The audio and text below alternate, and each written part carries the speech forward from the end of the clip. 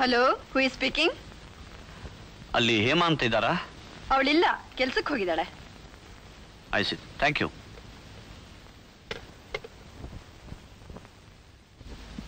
ಯಾರು? ಹಲೋ, ಅಲ್ಲಿ ಮಿಸ್ ಹೇಮಾ ಅಂತ ಇದ್ರೆ ಸ್ವಲ್ಪ ಫೋನ್ ಹತ್ರ ಕರೀತೀರಾ? ಹೇಮನಾ? Sorry sir, ಅವಳಿಲ್ಲ. 2 ದಿವಸದಿಂದ ಕೆಲ್ಸಕ್ಕೂ ಬರ್ಲಿಲ್ಲ ಸರ್. 2 ದಿವಸದಿಂದ ಕೆಲ್ಸಕ್ಕೆ ಬಂದಿಲ್ವಾ? I see, no thank you. Harsha ಅಂತ.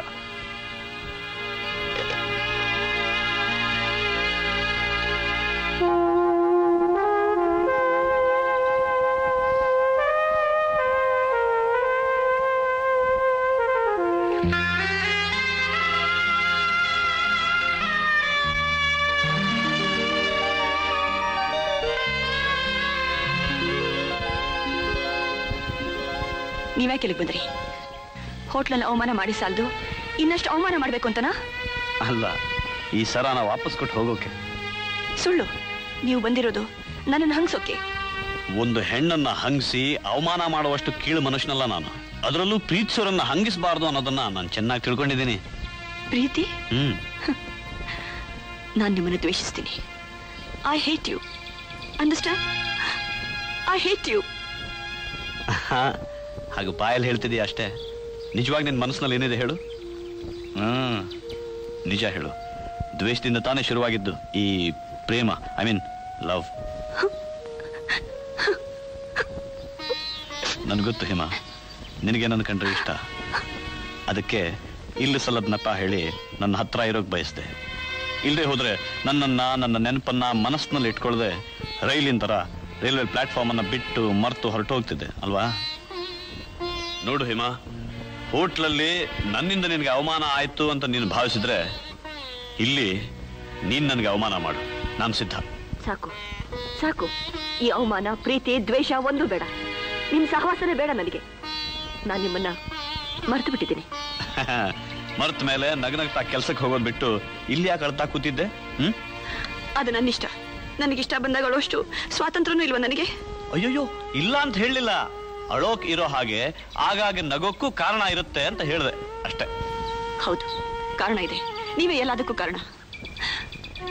ದಿನ ರಾತ್ರಿ ನನ್ನನ್ನು ಕಾಡ್ತಾ ಇರೋರು ನೀವೇ. ನನ್ನ ಸೋಲಿಗೆ, ಅಪಮಾನಕ್ಕೆ ಕಾರಣ ನೀವೇ. ನನ್ನ ಸ್ಥಿತಿಗೆ, ನಾನು ಹೀಗಾಗೋದಕ್ಕೆ ಕಾರಣ ನೀವೇ. ಎಲ್ಲ ನೀವೇ. ಓಹೋ, ನಿನ್ನ ಹೃದಯದಲ್ಲಿ, ನಿನ್ನ ಮನಸ್ಸಿನಲ್ಲಿ, ನಿನ್ನ ಜೀವನ ತುಂಬಾ ನಾನು ಇಷ್ಟರ ಮಟ್ಟಿಗೆ ಸೇರಿ ಒಂದಾಗಿದ್ದೀನಿ ಅಂತ ತಿಳಿದು ಬಹಳ ಸಂತೋಷ ಆಯ್ತು ಹೇಮಾ. ಆಯ್ತಲ್ಲ, ನೀವಿಲ್ಲಿಗೆ ಬಂದದ್ದು ಅದಕ್ಕೆ, ನನ್ನನ್ನು ಮತ್ತೆ ಮತ್ತೆ ಅಳಿಸೋದಕ್ಕೆ. ನಾನು ಅಳೋದನ್ನ ನೋಡಿ ಸಂತೋಷ ಪಡೋದಕ್ಕೆ ಅಲ್ಲ? ಅಲ್ಲ, ಅಳ್ತಾ ಇರೋ ನಿನ್ನನ್ನ ನಗಿಸೋಕೆ, ನಿನ್ನ ಕಣ್ಣೀರು ಒರೆಸೋಕೆ. ನೋ ಥ್ಯಾಂಕ್ಸ್, ಅದರ ಅವಶ್ಯಕತೆ ನನಗಿಲ್ಲ. ನನ್ನ ಹತ್ರ ಖರ್ಚಿಫಿದೆ. ಗುಡ್. ನನ್ನ ಬದಲಾಗಿ ಅದನ್ನಾದ್ರೂ ಸಂಗಾತಿಯಾಗಿ ಮಾಡ್ಕೊಂಡಿದ್ಯಲ್ಲ.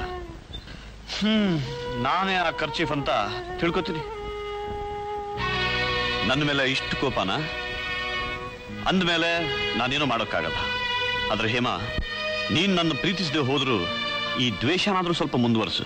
ಯಾಕೆಂದ್ರೆ ಪ್ರೀತಿನೋ ದ್ವೇಷನೋ ಯಾವುದಾದ್ರೂ ಒಂದು ಸ್ಥಿತಿಲಿ ನಾನು ನಿನ್ನ ಹತ್ರನೇ ಇರೋಕೆ ಬಯಸ್ತೀನಿ. ಈ ನನ್ನ ಚಿಕ್ಕ ಆಸೆನೂ ನಿನ್ನಿಂದ ಸಹಿಸೋಕ್ಕಾಗಲ್ಲ ಅಂದ್ರೆ ಹೇಳು, ಬಂದ ದಾರಿಗೆ ಸುಂಕ ಇಲ್ಲ ಅಂತ. ಸುಂದರವಾದ ಒಂದು ಕನಸನ್ನು ಕಂಡಿದ್ದೆ, ಕತ್ಲಲ್ಲೇ ಕರಗೋಯ್ತು ಅಂತ ತಿಳ್ಕೊತೀನಿ. ಇದುವರೆಗೂ ನಿನ್ನ ಜೀವನದಲ್ಲಿ ನಾನಿಟ್ಟು ಬಂದ ಸುಂದರವಾದ ಹೆಜ್ಜೆಗಳನ್ನ ಅಸಹ್ಯ ಅಂತ ಅಳಸಾಕ್ತೀನಿ. ನನ್ನ ನೆರಳು ಸಹ ನೀನಿರೋ ಜಾಗದಲ್ಲಿ ಬೀಳಬಾರ್ದು ಅಂತ ಜಾಗ್ರತೆ ವಹಿಸ್ತೀನಿ. ಬರ್ತೀನಿ. ಇರ್ಲಿ, ನಿನ್ನ ನೆನಪಿಗಾಗಿ.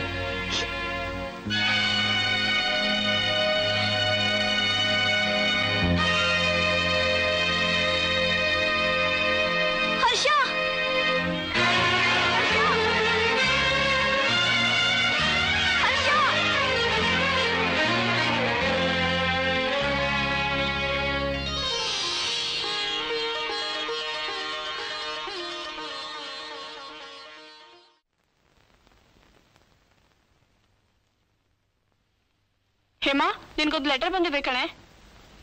ಯಾರಿಂದ ಬಂದಿದೆ ಹೇಮಾ?